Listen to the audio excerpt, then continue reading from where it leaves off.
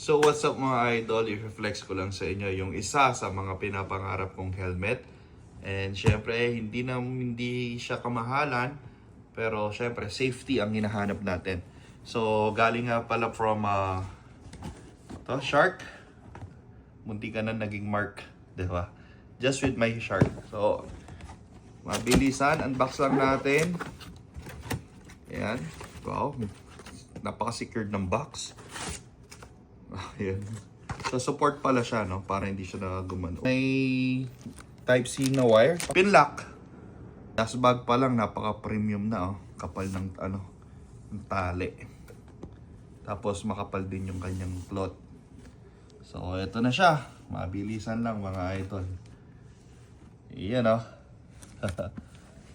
Yon. Ito yung mga features niya. 5-year warranty. Habang iniikot-ikot ko nga kanina, may nakita akong maliit na button dito. Nakasulat, first integrated taillight in the world. First helmet in the world with integrated brake light system. Okay. So, hindi lang for display to or for aesthetic. So, meron ding purpose yan. Okay. Siyempre, bago ko sabihin yung purpose niya, may 3 modes yan. So, first mode, second mode, nagbe-blink siya. Hindi naman siya ganun kaliwanag para masilaw yung mga kasabayan natin sa daan, no? Para ito, awareness nga to, lalo-lalo na sa mga madidilim na lugar, no? Or area.